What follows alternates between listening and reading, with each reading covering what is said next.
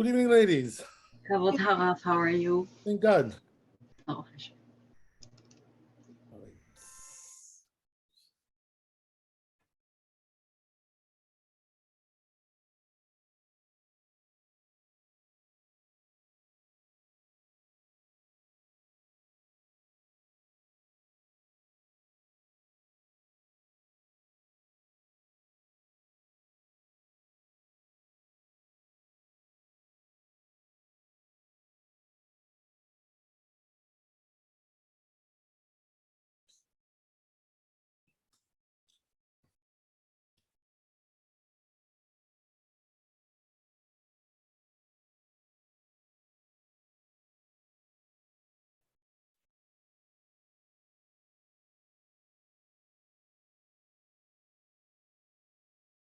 Okay.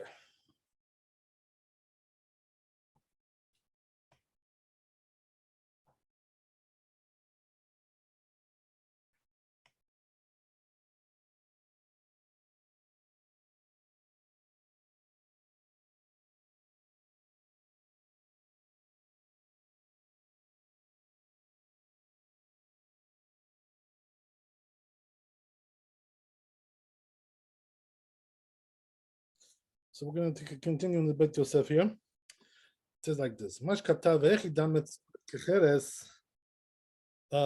So asked the question in the tour. The question was, what does that mean that the excrement is like earthenware? Asikna de'afilu im hi yevasha kol kach. Even if it's pretty dry, right, as we said. Sham hechi dame. It says in the Gemara there, it says Bet Yosef. Hechi tzua kecheres. What does that mean that it's like earthenware? Itmar, it was said, Amar Rabba Bar Bachana, this rabbi says, Amar Rabbi Yochanan, name Rabbi Yochanan. Calls man shezorka ve'ena nifrechet. If he throws it and it doesn't come apart, that's what it means. Some say, calls man shegola ve'ena nifrechet. Some say if he rolls it, doesn't come apart.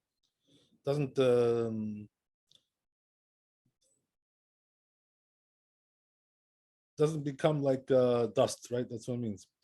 So it says, Pirish Rashi. Rashi explains, Hayavasha nifrechet hi yoter min halacha. So what happens is that the dry excrement, it crumbles, right? That's the proper word for it, right? More than the moist one. Some say chumrahi, some say it's an astringency. Even if he doesn't, even if he throws it, it does crumble.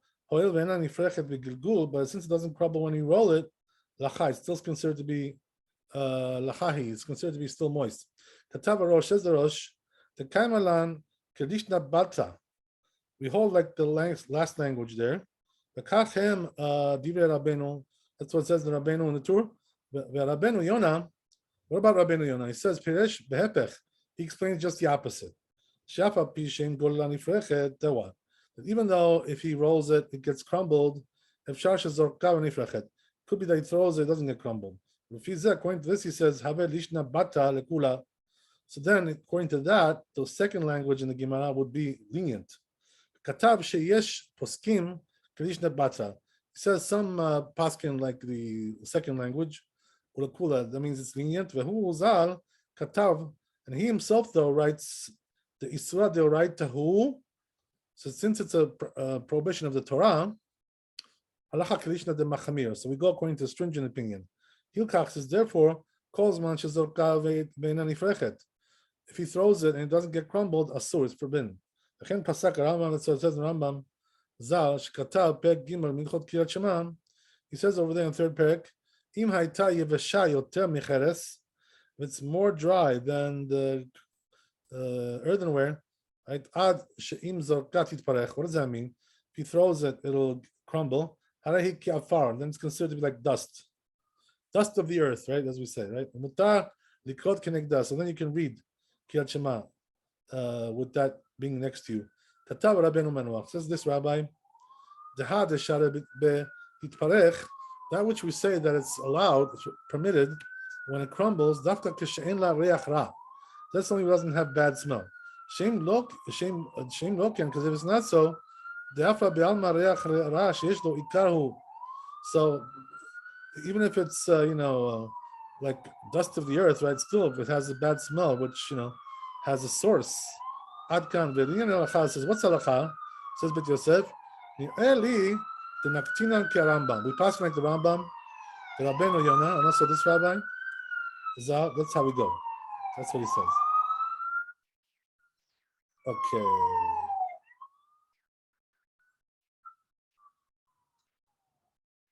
That's the end of the chapter for the Bet Yosef. Let's see Shulchan Aruch.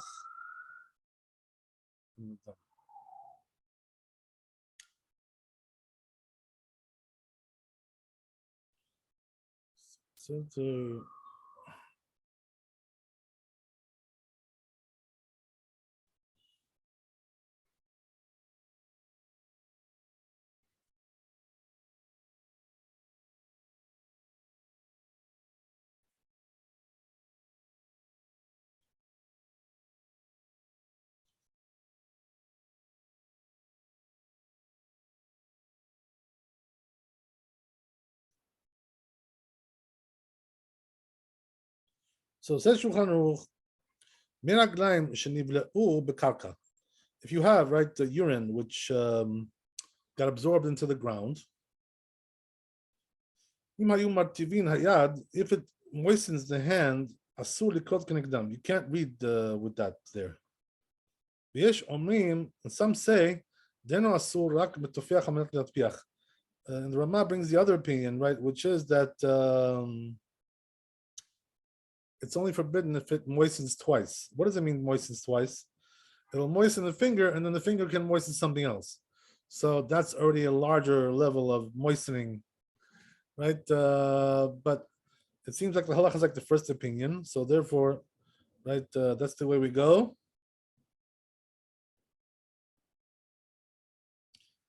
So what do I mean to say by that? That even according to Ashkenazim, it's like the first opinion. Why is that? Because there's a rule like this in the Ramah, when there's the rules of the Ramah as well, which I read in a certain book. It's called En Yitzchak. There's a book about these things. So there he says, right, that there's different ways that the Ramah writes these opinions. One is that he brings another opinion, right, differing opinion. But then there are also times where he says that's the minhag, that's the halakha. So if he says that, that means he's arguing, practically speaking.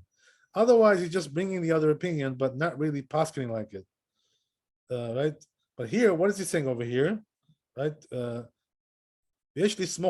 therefore, he's actually saying, right, you can practically use this opinion. So therefore, there is a machloket here. So the Ashkenazim, we're going to be here more lenient. And even though it's not really something very practical, because to measure this kind of thing, right, is not something that people usually do. You'll probably never do it in your life, right, in your lifetime. So not really so crucial to understand all this, what's going on here. But I mean, it's pretty simple anyway. It's nothing complicated here. According to the first opinion, right, it has to moisten one time. According to the second opinion, it has to moisten 2 times. That's what it is. So, right, whatever it is. So the second opinion comes out to be a leniency. Because why? What's the reason why? Because according to the second opinion, if it doesn't moisten 2 times, you can still read Kriyat Shema with that urine there. So a little bit of leniency there. Okay, very good. That's the story. So we're done with this chapter. There's one more chapter here in Kriyat Shema, and we're finished with Kriyat Shema. Then we go to Tefillah. We go to laws of prayers. Okay. One more chapter.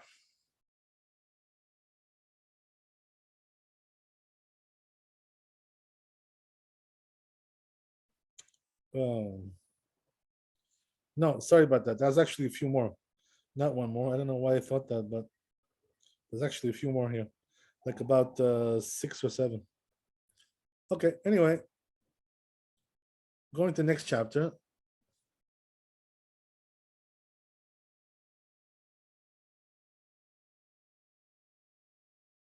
So these laws are thoroughly going through all these scenarios, about the issue of excrement and urine, all these things, because it's important in the sense that a person has to know when he's allowed to pray, he's a read Kriyat Shema, when he's not allowed to pray, when he's allowed to learn Torah, and not allowed to learn Torah. So therefore, these things are very important.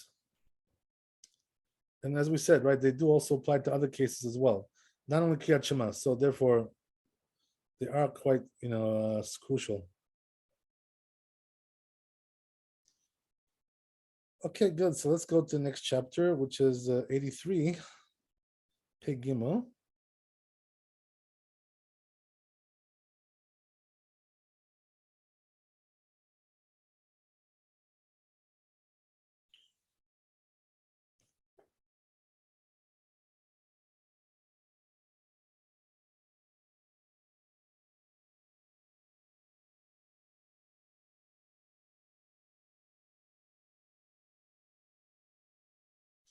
Okay, so it says here, Kashem Shasu Likot Keneged So'ah, just like it's forbidden to read, right, next to the excrement, Kach Asur Likot Keneged Betakiseh. Same thing also applies next to the bathroom, right? Apilu en bot so'ah, even though there's no excrement there, but dafka yashan, that's only an old one though, right? What does it mean old? That means it was already used. Aval chadash, but if it's new, meaning that it was never used. Mibaya, there's a question that was asked in Gemara. Im mutar likrot kerafilu betocho. Are you allowed to read inside there even? Right? There's a question. Let's say they made like a bathroom, right? But it was never used yet. So are you allowed to read the Shema in there or not? That's the question, right? Gemara asked this question. Oh, lo, the law ipshita. So says the two, right? This question was asked in the Gemara and never answered. They didn't have any answer, right? So you see that there are many things. Gemara has no answer for these things. And right, as we said, teaches you a lesson, nothing to be ashamed about if you don't know the halakha. Also, in the Talmud, they didn't know the halakha in many things. What do you expect, right?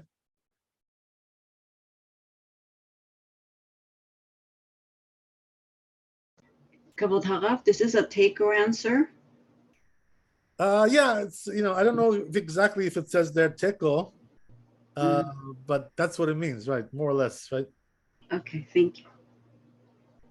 It could be that sometimes that word is not used, in the Talmud. Not always use that word, but that's what it means.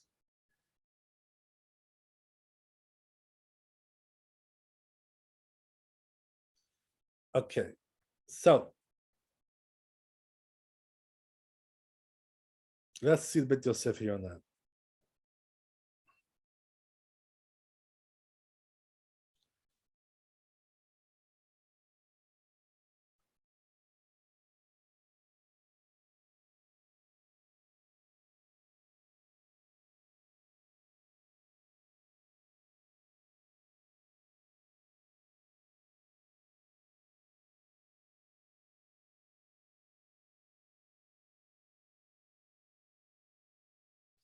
So it says Bet Yosef. Again, he brings the source for this, right? Same thing over there, right? Same Gemara. So you see, right, in this Gemara, all these issues are discussed over there in Brachot, right? In this parak over there, which is page here, it's page 26, 26a. So what does it say there? It says, Tanan, regarding that which we learned in the Mishnah, how much you have to distance yourself from excrement? Minat and from 44 amot. Lo shanu ela le'acharav. That's only behind you. But if it's in front of you, then you have to go distance until you can't see it. So Gemara asked the question, how do you know that? Is that really true? From Bar Papa, but this rabbi said, Amrav Chazda and Rav Chazda, Omed Adam Kineged Bet HaKiseh, that a person can stand in front of the bathroom and pray there. So Gemara answers, what are we talking about here? The Bet HaKiseh she'en bo tzo'ah.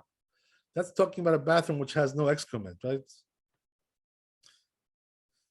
Klomar shapinu ota, right? That means it was like it was cleaned out, right? So there's nothing there. Any Gemara asks, is that true? But this rabbi said, that bathroom that they said that they referred to, even if it doesn't have excrement, it's still called a bathroom. So what are we dealing with here? We're talking about a new bathroom, right?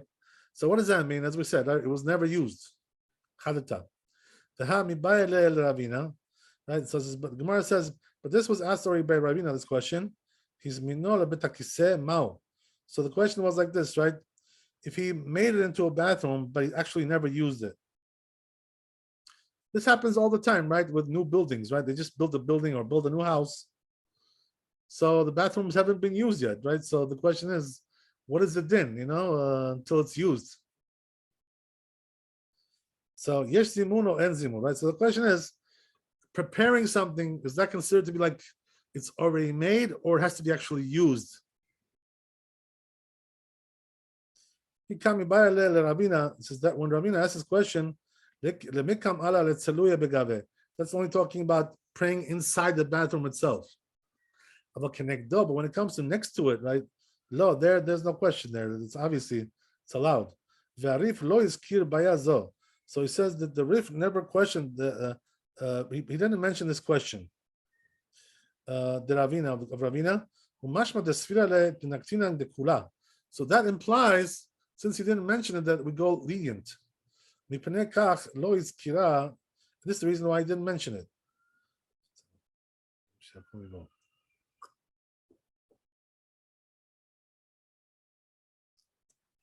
Okay, so the mehei tete lan lomar yesh simun, because how do you know?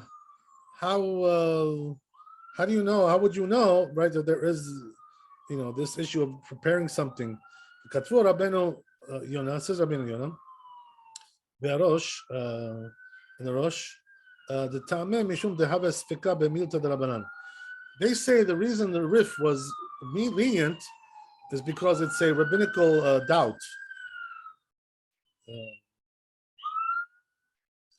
Sorry, I have here an ambulance passing by or something. I'll just wait till it stops.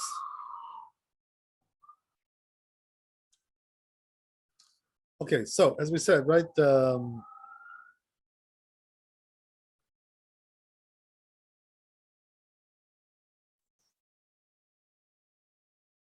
law of Torah ela bebeit hakiseh yashan, because the Torah only forbade when it comes to a bathroom which was used, atzmo, right, itself. But bebeit hakiseh chadash, when it comes to a new one, shen bot soah, which doesn't have any excrement, eno asu, it's not forbidden, ela midrabanan, it's only rabbinical.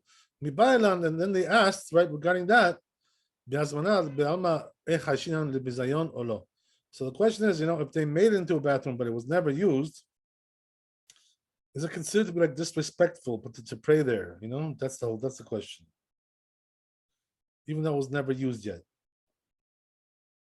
So that question wasn't answered, and therefore, right, turns out to be lenient. Rabbeinu Yonah agrees. The daughter, if according to he agrees to the Rif, the bechadash afilu betocho mutar. Then when it comes to a new bathroom which was never used, even inside there you can pray, right? Can you imagine that? Right? Aval harosh kata, but the Rosh says, midakama Rav Chazda. Since Rav Chazda said, le'er mitpalel adam keneged bet hakiseh, he said that a person can pray in front of the bathroom. The let bet soah, which doesn't have any excrement, umokela bechadatan. We're talking about a new one. Mashmad of shebetocho asur, so implies that inside there it's forbidden. Therefore, the Rosh wrote, the Tur wrote, the Rosh Savar, the Naktin and the Chumra, the Rosh holds that we go stringent here. So what do we have so far, right? We have the Rif who's lenient and the Rosh who's stringent, right? We didn't see the Rambam yet. Let's see what the Rambam says.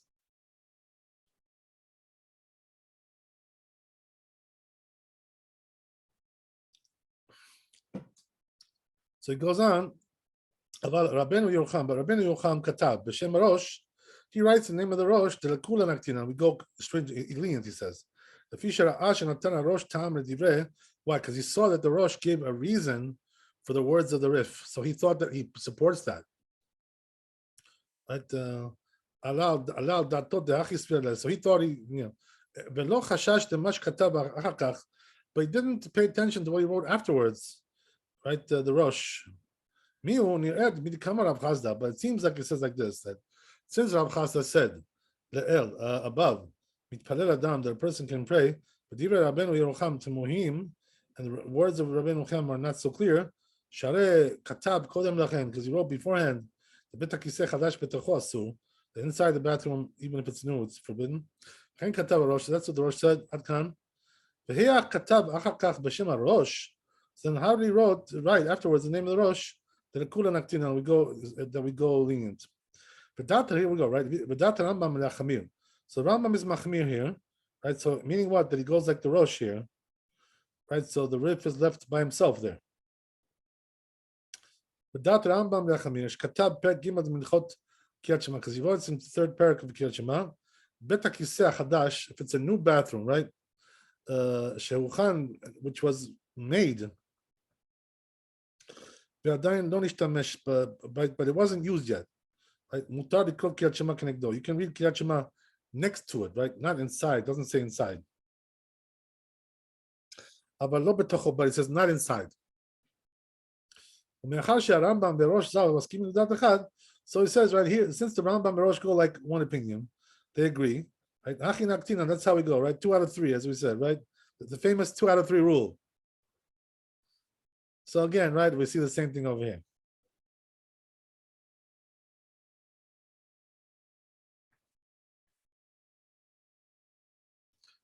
I don't know if I told you guys, I'm not sure if I mentioned this, right? But it's good to understand, you know. We talked about this one time, that the Maharshal, you know, the Shlomo Luria, you know, when he saw the Bet Yosef, he didn't really like the system that he was using, you know, all kinds of things. There was a lot of issues that he had with it. So one of the things they didn't like was, you know, also other poskim talked about this, that, you know, why does he go 2 out of 3, right, with these rabbis? What about all the other rabbis, right? All the other Rishonim, you know, the earlier authorities? What, they're out of the picture? What what made you pick these 2 guys, you know, these 3 guys, you know, and not, all the other ones not to pick them, you know, to be the 2 out of 3, you know, whatever, to make the majority like that. If you want the majority, so pick all the Rishonim, you know, all the earlier, and then make a majority out of all of them. No, isn't that better? So this was the question that they asked, you know, on the Bet Yosef. So I heard some interesting answers to that, by the way. But one of the best answers that I heard, which sounds very correct, by the way, the truth is that the Bet Yosef himself, you know, in the introduction, he gives the reason why he did it this way. So he says the reason why he chose these 3 guys, right, and not the other ones, is because they were more accepted, you know, in the Jewish people. So what does that mean? That you know, in Europe, they went like the Rosh, and in North Africa, you know, they went like the Rif, and in Israel they went like the Rambam. This is the way it was, you know. So they were accepted, like, not only in Israel, by the way, we're talking about all the surrounding countries as well. Egypt, you know, Syria, all these places. They all went like the Rambam, you know, Iraq. Right? They were all going like the Rambam. So he said, right, that since their rulings spread, you know, all over the world, these 3 rabbis, more than the others, so they have more authority than the other rabbis do. This is the reason why he gives, you know, gives in the Bet Yosef. Also, another reason which I heard, which was really very important to understand, from the chief rabbi, I heard this, you know, Rabbi Tzak Yosef. He said that the reason why he chose these 3 is because the truth is, you know, that they themselves, you know, the Rosh basically, and the Rif and the Rambam, they already considered the rabbis that were before them, you know. So in other words, their rulings are already a majority of the rabbis that they encountered, you know, in the past. I mean, so the majority is already built in there, but in those three, because they themselves did also majority. That's the thing. So how does that work, right? That the Rosh, for instance, right? By him, he used to go like the Tosfot, the Balei Tosfot more, the European rabbis. So therefore, right, his rulings are based mainly on the European rabbis, the majority of the consensus there. But the Rambam was more based in he was born in Spain, but then he moved to Eretz Israel, and he was also in Egypt. Before that, he was living in 3 different countries. So he was basically in the East over there, whatever, Middle East, whatever you want to call it, right? So he was more, in with that tradition. So that's the basis. So basically, what he was trying to say, this rabbi, is that when you go like these 3, you already got the majority built in there. So that's another right way to answer the question. So basically, right, that this rule has pretty much stuck. Nobody was really able to uproot this rule. It stayed because except that he says in Bet Yosef, though, Man Bet Yosef, he says there that if the Ashkenazim have a different custom than the way he ruled, he says they should continue with their custom. In other words, they don't have to go and switch their custom to our customs. He was very tolerant when it came to that. So that's why the Rama, he brought the Ashkenazi customs, because the Bet Yosef allowed that. He didn't mind that he did that. In fact, they told him to do it pretty much. That's pretty much what it was. He didn't expect them to change their customs and become Sfardim, everybody. You know what I mean? So he knew that they were, he told them to stay like that. So this is the way, the whole thing came together, the whole issue there with the halakha. But if you're not Ashkenazi, right? In other words, you don't come from the European countries and all these things, then you really have to go like the Shulchan Aruch. You don't really have much of a choice there.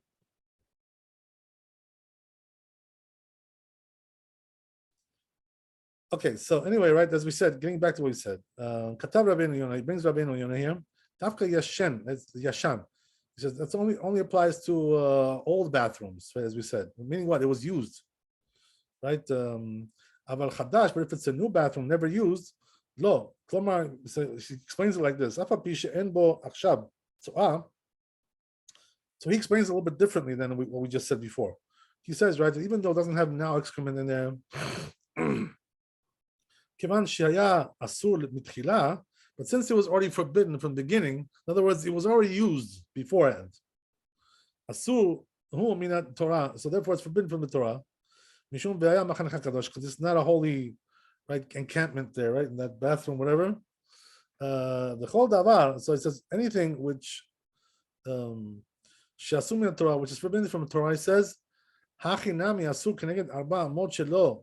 So then it's going to be also forbidden with the arba amot, the surrounding of arba amot.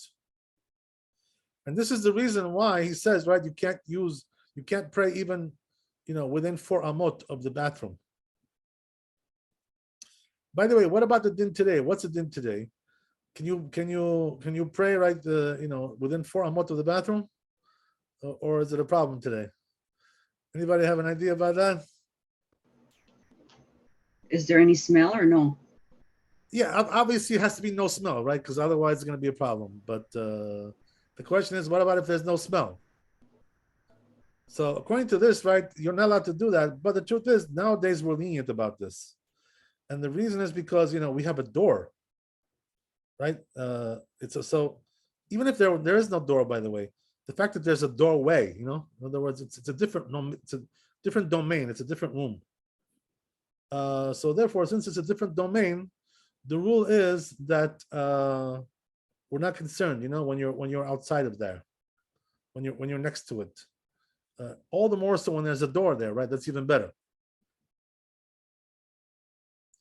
So today it's a little bit different, because in those days the bathrooms, they were not like clearly, demarcated, like where does it start, where does it end, So it's all like one big area.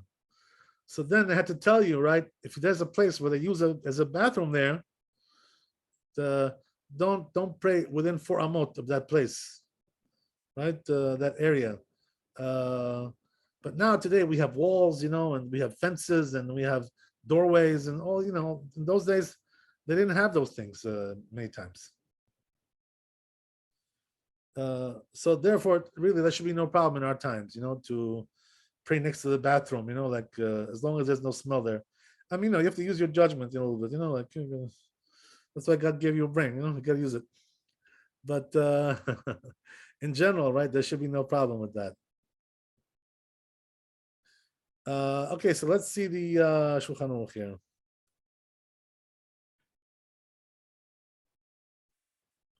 Aleph.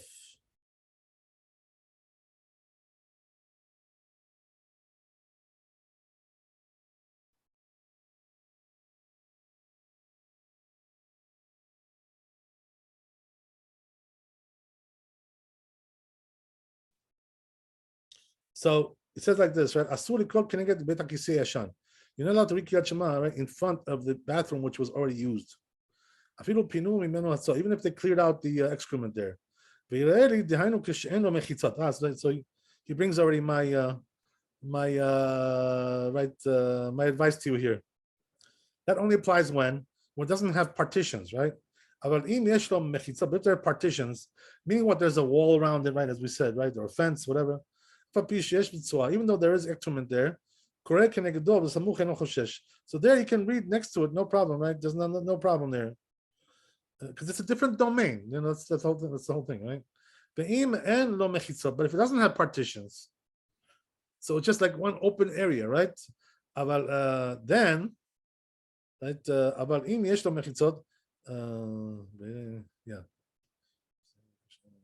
I'm sorry.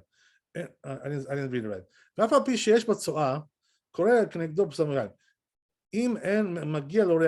right, as you said, right? That's only applies when there's no bad smell, right? Obviously, if there's bad smell, you can't read like that, no matter where you are. Could be on the moon. It's the same halakha there, So it doesn't make any difference where you are. Right? So that's a different issue. Okay, I hope you guys understood what I told you. If you have any questions, let me know. Rabbi, I do have a question.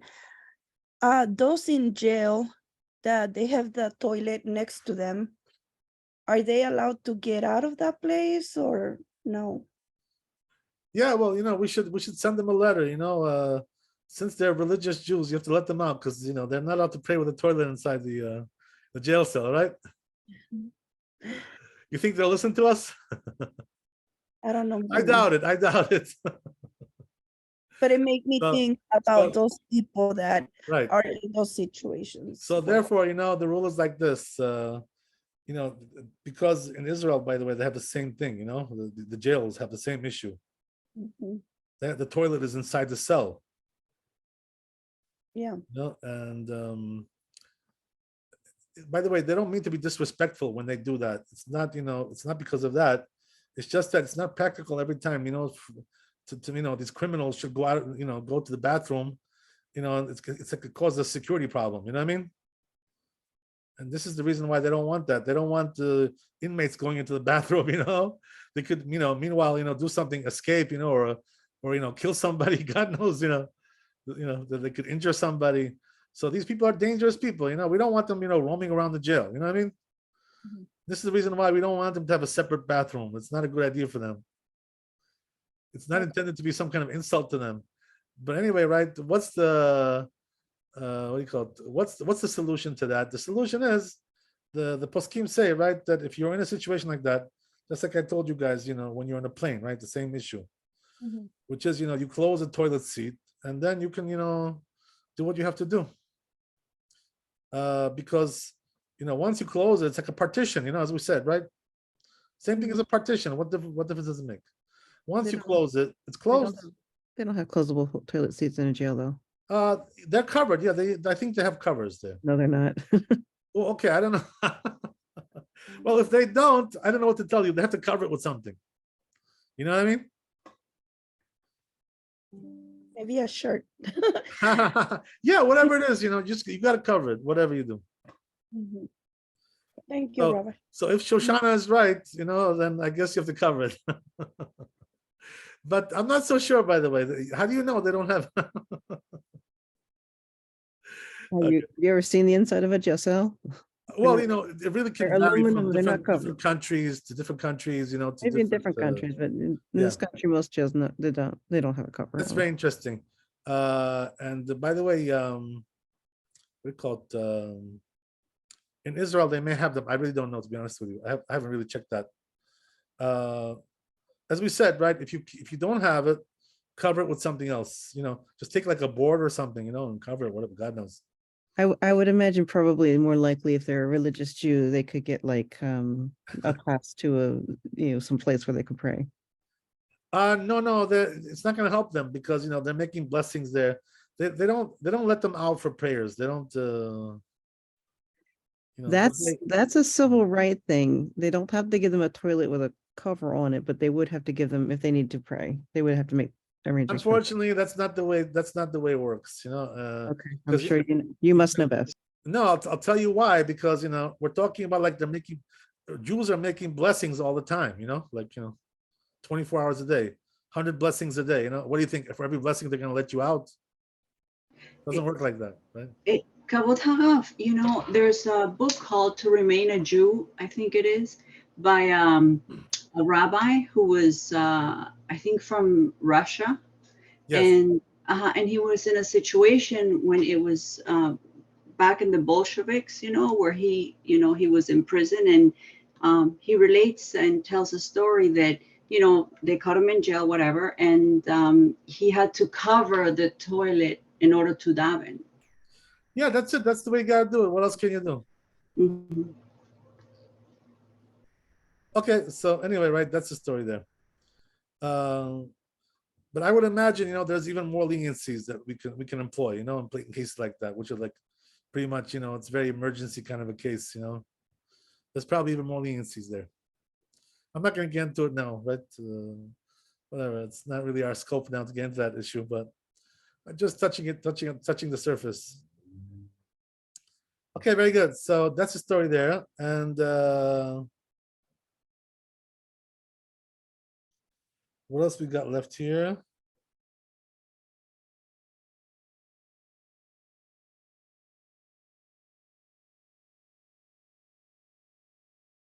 So then he says Shulchan Aruch like this.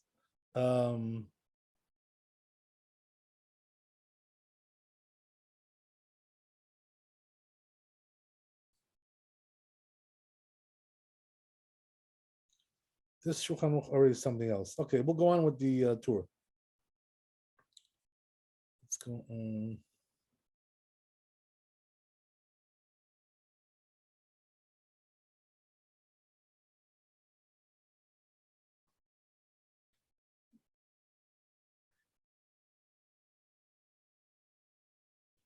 So it says, right, we're going to read this in the tour.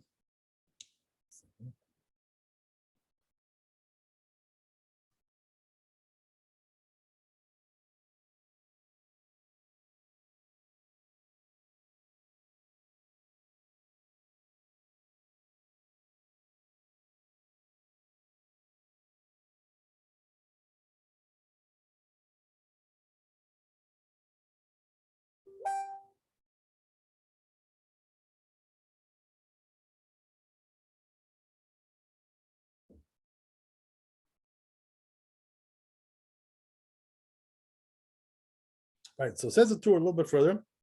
Let's read on a little bit. Katav Rabbi, says the Rabbi, he says, Kivan Deloy Pshita Azinan, since this question wasn't answered, right? What the halacha is in this case, Azinan Akula, we go lenient, the Kaimalan Azmana La Miltahi. Because we hold that preparing something doesn't mean it's already made. Mishum Gezerah, or Mishum Zvizayon, because of a decree or because of disgrace, who they mean by that they ask this question. This is the reason why they ask this. Therefore, we go lenient. But the Rambam said to be stringent about this. That's the way the Rosh goes. So that's already what we covered just now. So what does that mean? The halacha is that we are stringent about this, right? As we said, except the case where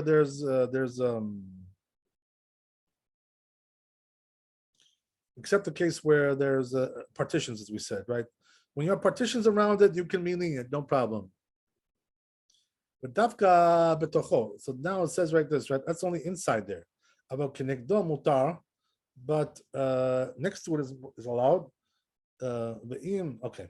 So regarding that, we should look at the Bet Yosef. Let's read on a little bit further. So he says, but if he said, right, for instance, he designated it. He said, this room will be a bathroom. And then he said regarding another room, and also this one, he said, they're equal. That means that it was designated to be a bathroom, but it wasn't yet used. And if he said, right, on the second one, regarding the second one, that this bathroom, he didn't say this one also. He said this room and this room, but he didn't say also this one. This was a question asked in Gemara. If the din is like the one of the first one, some say you can be lenient regarding this.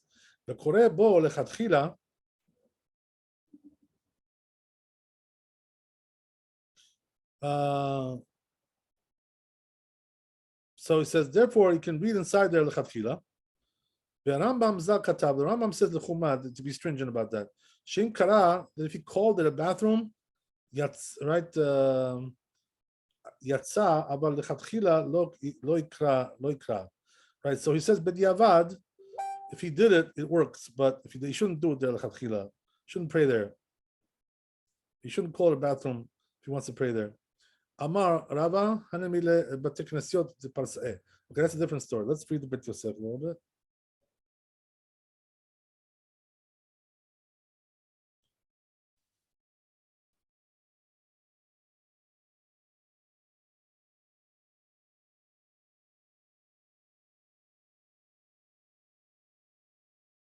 So says Bet Yosef, Perek Kama de Nedarim. It's in the first Perek of Nedarim. This Gemara Zayin Amud Aleph. By Rabina. Rabina asks over there. Yesh Yad the Bet HaKiseh or lo? Right. Echidame. Ilema de Amar Adin Beta de Have Bet HaKiseh. So the question is like this, right? If you designate it by saying it's going to be a bathroom, does that mean it's a bathroom? Has a din of a bathroom? That's the question. Ve'adin nami ha'u bet hakiseh nami have. So he says the rule is that bathroom is also ela kegon de amar adin velo amar nami. Right. So the question is, if he said this but not also my adin de amar adin nami lebet hakiseh or din malo. So the question is, right, if he says this one also or this one, what is the rule regarding those things? My be'adin letashmisha be'alma kamar mikal de pshita le deravina deyesh zimun lebet hakiseh. So apparently this rabbi holds, right, that if you actually say that it's a bathroom, it becomes a bathroom. V'ha mibayale, and it was asked, is minor lebet hakiseh mao, right? If he designated it to be a bathroom, what's the din? Chada migo chada kami bayale, right? He's asking one thing: zimun mo'il or eno mo'il. First of all, the question is: does preparation do the job? You make it into a bathroom or not? The team said, Omar yesh zimun. If you're going to tell me that there is preparation, you can prepare it and it becomes a bathroom. Yesh yad or en yad. So then the question is, right? What about if you call it that? The Salka beteko. So also here with teko, right? As you said, right? They are using the word teko here. With divrei poskim the end zimun bet hakiseh. So it says according to the poskim.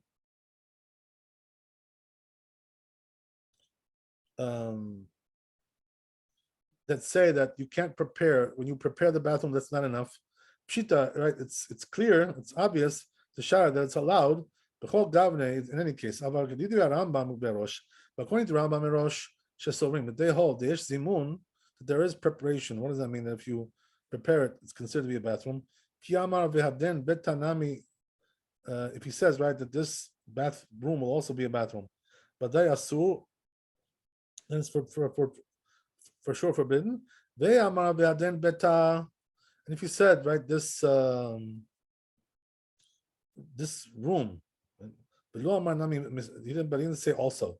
That was regarding that there was a doubt. Mishum desfika the midi b'rabanan. Since it's something about rabbinical doubt, yesh mefarshim de kore bo chatchila. Some say you can even the chatchila read there. The naktina and the kula we go lenient. V'Rambam niresh sover, but the Rambam seems to hold the afagav the mishum desfika the rabbananu, that even though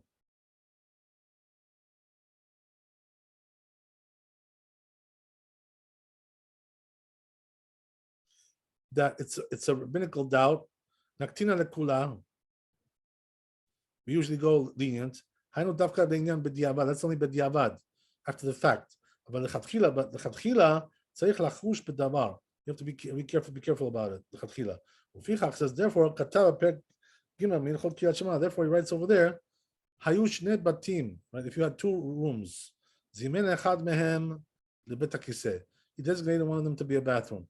Be'amar hasheni, he said about the second one, v'zeh, also this one. He said, right, v'zeh, like, and this. Hare hasheni safek. So the second one becomes like a doubt.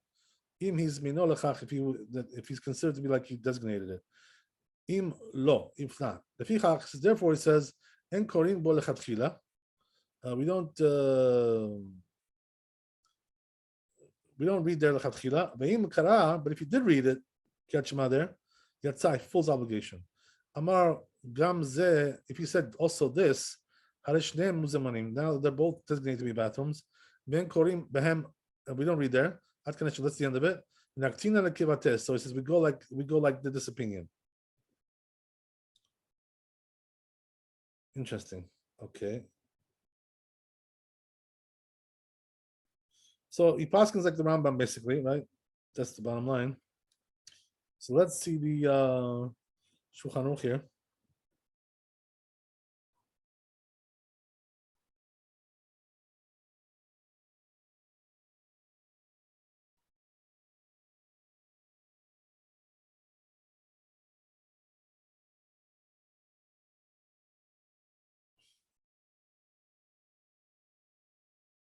Says Shulchan Aruch, he's minula bet hakiseh, right? Let's say he designated room to be a bathroom.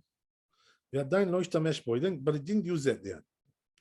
Mutar lekrot knegdo, you could use it in front of it, kriyat shema, but not inside, right? This is the rule. Like the opinion of the Rambam. Interesting. I think we have one more here. Let's see.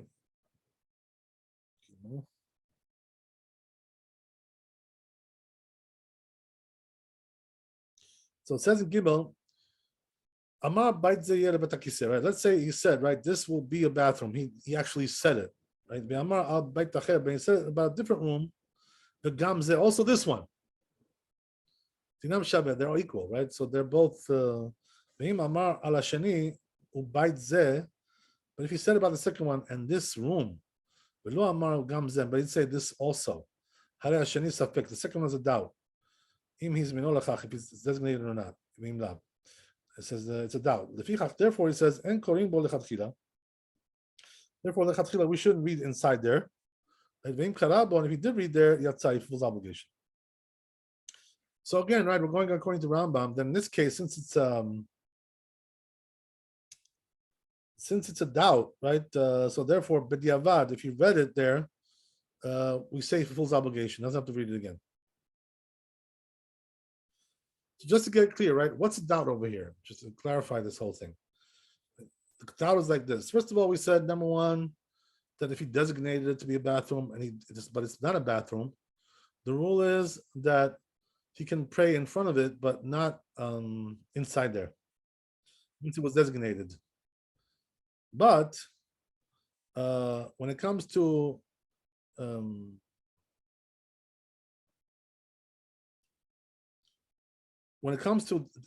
that he said one of them will be a bathroom, and then he says also this one. So they're both the same. They're designated. But if he says if he says and this room, he didn't say also, right? The word also. So there, right, it's a doubt. So there we say, right, l'chatchila you shouldn't read there, inside there. But b'diavad, if he read, he fulfills obligation, since it's a doubt about the rabbinic laws. Okay, that's the story. So we can go on to Daled.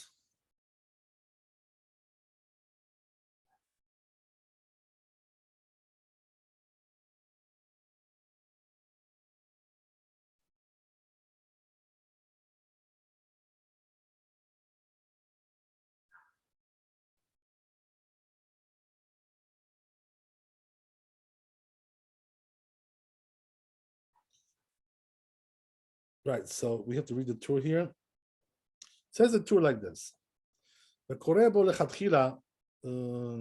1 second. Yeah, so it said like this, right? That Amarava, Rava says, so now it gets into the issue of the Persian bathrooms, right? So we discussed this yesterday. What is a Persian bathroom? That means that it's tilted, right, like on a slope, so the excrement goes down, doesn't stay there. Even though there is excrement there, right, it's considered to be like it's closed. Oh, there you go, right? When it's closed, it's okay.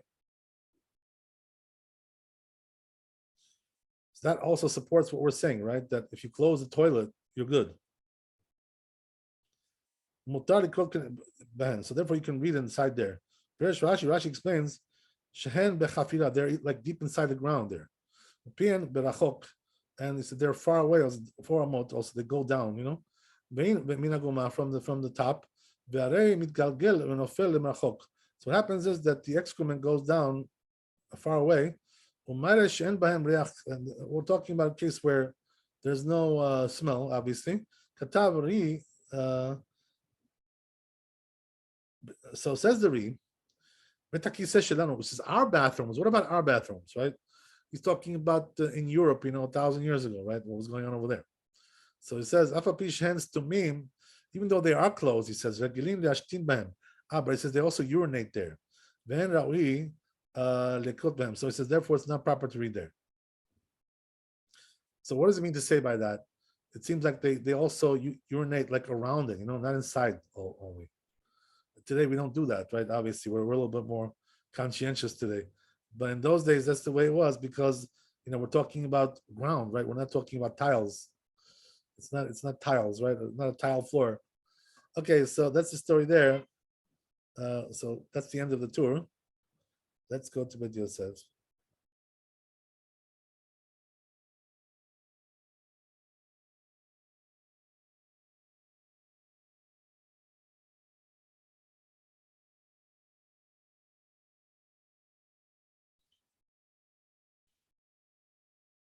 Says Bet Yosef.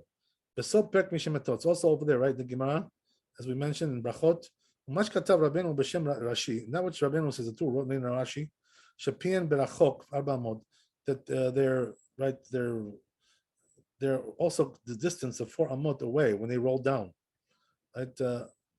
Minaguma benusche Rashi didan. It says, but in our Rashi text, eno katuv arbamot, doesn't say 4 amot. Ela pian rachok minaguma, just it's far away. Right? Interesting. And then he goes on. Much katav Rabbeinu b'shem Rabbeinu Yonah. Now what you wrote the name of Rabbeinu. Then Rawi likot lahem, that we shouldn't read in there. Not proper to read there, right? Because as we said, there's the issue of the urination there going on. Ken katav rosh. That's what it says in Rosh. Ken katav gam ken Rabbeinu Yerucham. Also there it writes this. Katav dehava share de parseeh. So he says that which we allow in the Persian ones. Dafka kishen bahem riach ra. As we said, right? That's only if there's no bad smell there. Pashutu, so it's simple. It says, right, it's clear, obvious. The katav Rabbeinu Yonah, Also, what it says, Rabbeinu Yonah, the Beshelanu and Raoni the killed by him. In ours, we shouldn't read there. Even though they don't have bad smell. Who the im yesh behem reach ra isua na mika. Because if there is bad smell, there's also prohibition there. But Rabbeinu Yonah Katav says Rabbeinu Yonah, B'Shem Rabbeinu, right, Rabbanet Tzarfat, in the name of the French rabbis, the Beshelanu says in our bathrooms, Kevan Shemera Glaim Mitzuin Sham, since there's a lot of urine there, Tamid, right, all the time, Lo Dainina Lehu Ke Stumot. So we don't say they're closed. Asur, they're forbidden. Rabbeinu Hai Katav, it says Rabbeinu Hai, Shotam Shelahem Hayu Asuim B'Madron.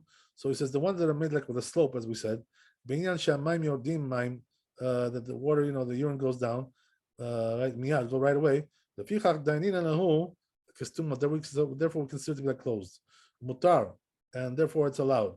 Aval Be'achi Didan Shenam B'Madron. But it says the Behana Didan, but it says ours that are not with a slope, Asur. He says not allowed. Adkan, interesting. This rabbi says Katuv, Afilu leharher b'divrei Torah asur. He says you're not allowed to think of divrei Torah, words of Torah in there. Asur b'bet hakiseh, the bathroom. ונראה שאין לחלק בזה בין בתי כיסאות שלהם מגולים. So he says you can't really differentiate regarding those bathrooms which are open. The bati kisot shalom mechusim, the ones that are here by us that are covered. Because we said, right, even something bigger than this, that the bathroom that they talked about, if it doesn't have excrement, it's the end of it.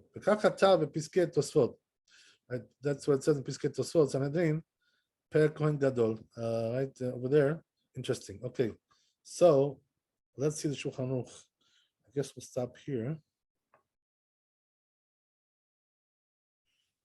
Let's see. We could do maybe a couple of minutes. So it says in the Shulchan Aruch.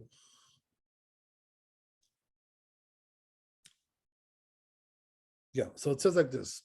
Bet hakiseh shehu bechafira, right?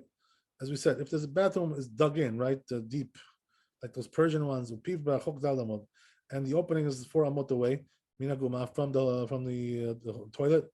The toilet seat, right, and it's made like as a decline. That the what happens is that the excrement rolls down, and goes down right away. And also the urine, it also goes down in there, the urine as well. It's considered like it's closed. Therefore, you're allowed to read there. And if there is no bad smell there, then you're allowed to read. That's what it means to say. And also, they don't urinate outside the hole, right? As we said, right? Today we don't do that, obviously, because we don't have a dirt floor. So he says in the Ramah, Haga, but he says if they do sometimes urinate there, right, in the ground, right, outside the hole, you're not allowed to think about divrei Torah, words of Torah over there. All the more so, you're not allowed to, right, read there. Okay, that's very important, very interesting, and very important. Okay, so what we got left here? Let's see.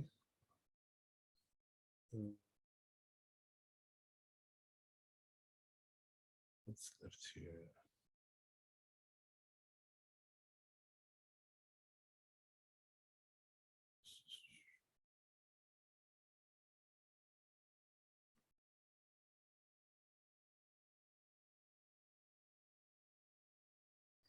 So we got hay, and then we got hay. So I'll just read through it right in a second. So it says,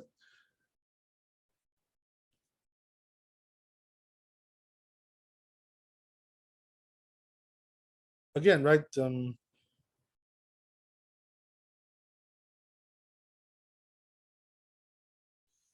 Yeah, this is Bet Yosef over here. So it says like Bet Yosef like this. As we already mentioned, the Shulchan Aruch, right? That which we forbid to read Kriyat Shema in front of the bathroom. We're talking about when there's no partitions. Talmud. like the bathrooms in the time of the rabbis, right? They didn't have partitions. But if there are partitions, like today we have partitions, we have walls. Like ours, we have also those stalls, by the way. Even there is their there is their excrement. Right? You can read next to it. Right next to it. So you know why? Because when there's a partition that separates, it becomes like a separate domain. And the sources that we asked about Rabbi regarding the that he said, right, that you should distance yourself from excrement as long as you can see. Since Rav Chazda said, that a person can stand in front of the bathroom and pray.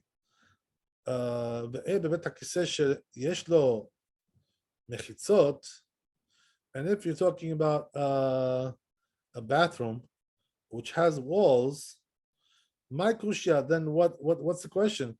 Shani hatam sheyesh lo mechitzot, right? It's different because it has walls, it has partitions. Ava ela v'dai satam bet hakiseh idhu hu belo bechitzot. So therefore, you see that their bathrooms didn't have partitions. Ve'im ken, if so, ki amar Rav Chazda, when Rav Chazda says omed adam keneged bet hakiseh, the person can stand in front of the bathroom. V'habele tzu'ah lefanav, then there's like excrement in front of him. Ve'kamar dekoreh kenegdo, he can read in front of it. Upliga the Rabbi, he argues with Rabbi, the Amar Marchik Melo Enav. You have to go away there as long as you can't see. So it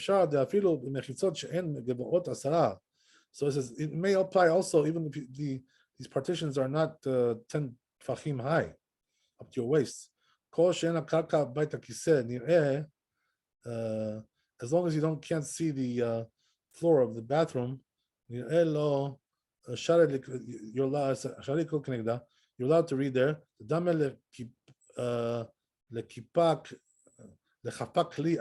Right. So it's considered like you covered the excrement with a kli. Then you're allowed to read. That's why, right, when you cover the toilet, it's okay. Exactly the same point. Even though we can say, right, that the bathroom is different because it's more stringent, even though it doesn't have excrement, says you can't read next to it. In any case, since since it has partitions that separate, you can't see the floor of the bathroom. So therefore, he says logically we say you can read there. And then he says like this: Katav Rambam, says Rambam Pek Gimel, right? Right. So the Rambam says like this, right? General rule is like this: if you read anywhere, that we just mentioned, right, where you're not supposed to read there, you're supposed to read the Kriyat Shema again, because you did it in the wrong way. So therefore we punish you, right? Except the case where we said it's a doubt, right? There it's okay. But in a case where there is no doubt, and you read in a place where it's not allowed to read there, so says the Rambam, you have to go back and read again. You didn't fulfill your obligation. Okay, so that's the end of the Bet Yosef. Let me just see if there's anything else here. Yeah, one more little piece here. It says like this, right? Katal Mordechai, says Mordechai, Besot Pek Mishemeto, in the end of this parak, Amar Afram, right? Omed Adam Keneged Bet HaKiseh, that a person can stand in front of the bathroom, Berachok Arba Amot, this is Arba Amot, 4 Amot, Bekoreh, and you can read there, Nishalti al Bnei Adam Sheyesh Dem Safsal, Nakuv. So he says, I was asked about people who have like a, right, some kind of a basin with holes, right, Bechedram, in their rooms, and they urinate in there. You're allowed to read Kriyat Shema there. He says, I allowed them. He says, I brought a source from here. Since there is no excrement on the hole, says also under the hole there is no basin there, which is forbidden. And also it's always covered with a as with a board, what as we said. How can I know? So you see from his words, he says the Beit Yosef, safsal nakuv ze din bet hakiseh shlo. So this contraption, right? This basin, it's like a bathroom, basically, right? It's a portable bathroom. According to this, says like a portable toilet. Therefore, you have to distance 4 amot from there. Okay, so we'll do the Shulchan Aruch. We're done. I just want to finish the chapter. We went a little bit over time, but it's okay. I hope you forgive me. Okay. So it says here, Bnei Adam sheyesh lehem safsal. So it says in the Shulchan Aruch, people who have some kind of like a basin, right? They urinate in there, nakuv. And there's a hole, where you have to urinate. So they use it as a bathroom, portable toilet. You're allowed to read Kriyat Shema next to it. Why is that? Because there's no excrement on the hole. Wow. And also under it, there's no, it's not under the hole, the excrement. The od, shenekev tamid mechusen. Also, it says also covered. The daf with the cover. The whole misha koreh b'makom shen korim. So right, it says the Ramah. He brings this halacha from the Rambam. Whoever reads in a place where you're not supposed to read, he has to read again. Okay, so right, basically, I went a little bit faster, a little bit quickly here. So this last halacha, right, it needs to be a little bit investigated a little bit. What's exactly the story with this contraption here? So I guess we'll pick it up next time, B'ezrat Hashem. Maybe we'll review this halacha next time, just to make sure we got it straight. I went a little bit fast. Chazak Baruch, thanks for coming. Be blessed with wealth, health, happiness. See you tomorrow. Be holy and happy, and stay clean. Amen. Thank you so God much. bless. All the best. Thank you so much. All the best. Bye.